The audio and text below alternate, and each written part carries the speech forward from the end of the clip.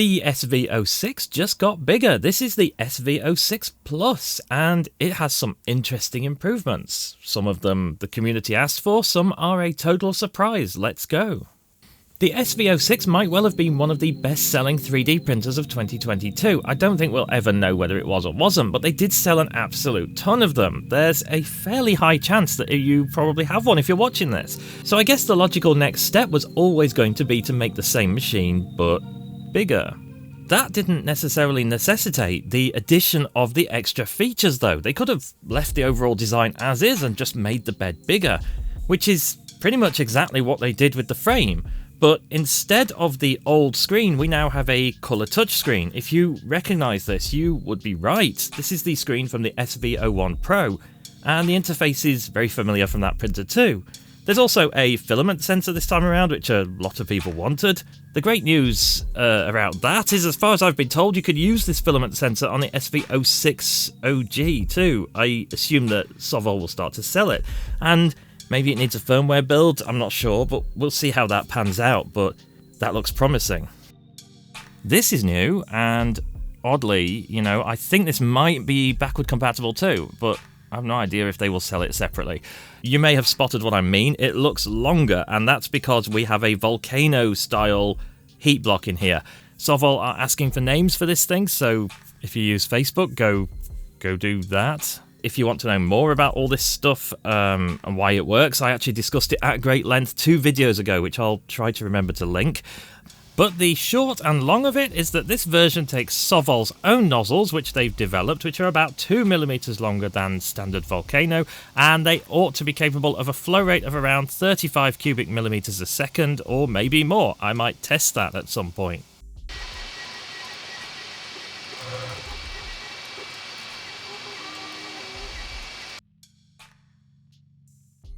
Let's have a poke at that hot end though. I mean, I'm not really that interested in documenting the assembly or unboxing of the printer because it's just a 5-minute job to build the printer, and broadly it's the same as the assembly of the SV06, which I didn't document either.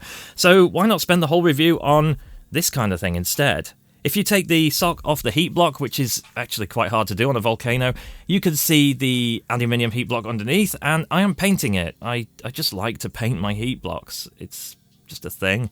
If I put it on the thermal camera without painting it, it's something that was pointed out last time I did this. Aluminium has a habit of lying about how hot it actually is.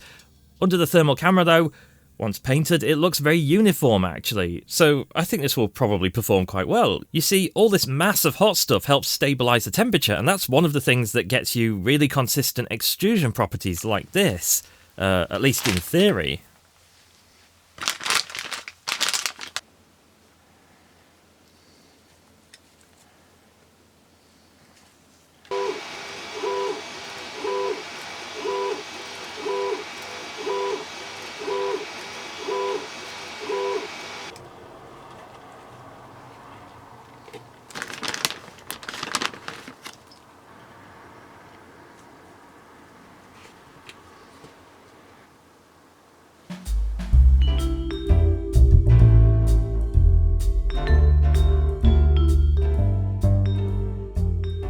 While that sock is off, and after way too much effort getting the ink off, yeah, probably not the best idea, but whatever, it's a good time to test thermal runaway. It's something I do usually test for, but I don't always show. I've never actually reviewed a printer that doesn't have functional thermal runaway, so there you go. The technique is to cool the block down while the printer is trying to heat it up, hence the hairdryer, which is blowing out cold air. The Pi is just there to show you what's going on. It will come in a minute. Interesting fact, the time it takes for the thermal protection to kick in is actually configurable in Marlin. You can lower it if you want, and I expect Sovol will release the source code for this printer soon. The SV06 source has been out for a while. I do wonder how low you can go these days before you get spurious error states. It could be worth trying. I'll note that down for the future. I also tested the bed. You can use the Pi to do this, oddly. Most printers will continue to run if you turn the power off with the Pi plugged in. This uses parasitic power from the USB cable, but it's not enough to run the bed heater. That would be quite concerning if it did. So trying to heat the bed in this state is a very simple way to exploit that behaviour. You can see from the temperature here, it doesn't rise as it should because it's not receiving power. and in due course that causes a shutdown, as we expect. I should mention that this could conceivably damage your Pi, so I should warn you about that. I've never had an issue, but it might. I guess. You don't really need to anyway, because I have. And I have all the Pis, so if I break another one, what do I care? Also, the bed is pretty stable temperature-wise. There's no cold spots. This is about as good as it gets. This is probably helped by the insulation on the bottom. It turns out insulation on the bottom of the bed is a really useful feature. And it does save energy too. I've discovered that in a previous experiment. I suppose I should probably poke inside the hot end and show you that it's all metal with the bimetallic heat break. This makes the machine capable of 300 degrees C maximum temperature, which means you can do what I did and print yourself Voron parts. Of course, that's subject to an enclosure and being repeatedly called incompetent.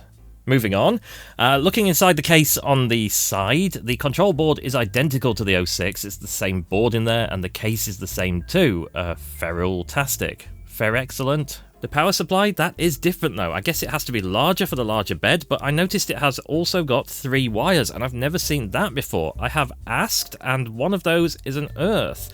Make of that what you will. One thing you might not even notice is the filament reel holder. It has bearings inside, so it actually turns with the reel. The only real advantage here is that it doesn't cause horrible squealy noises, although it probably helps with TPU printing, potentially. Let's see if I can remember to put a card up about that video. Nope. Okay. Shall we test the filament sensor? I guess we will. Yep, that works. It also recovers fine too. I've started some spreadsheets for review data, even though I have started doing less of these reviews for a bit. You can call that ironic if you want. We'll see how it pans out though. We have noise data. This thing's new power supply seems very noisy compared to the old one, but in printing it's not particularly notable because the overall sound is slightly less than usual. It's about as noisy as a Steve, I think, in terms of the power supply and the idle noise. I need to do that data point, actually, to get a Steve. Maybe I'll manage to do that while I'm editing. I think a lot of the noise you can hear while printing is actually because of the bearings. I personally think I prefer the sound of wheels on rails, but it is what it is. These budget bearings do generally work better than wheels in terms of print accuracy, but they definitely make a very characteristic noise. I've actually greased mine. Opinions vary as to whether that's a good idea, but I think it's a good idea, and several other people think it's a good idea. I used this tube grease. I got it with the FL Sun Super Racer, I think, but you can actually buy this stuff on its own, and sometimes it's called different things, but it's clearly the same thing. It's just PTFE grease, I suppose. Might be lithium grease. It's a mystery grease.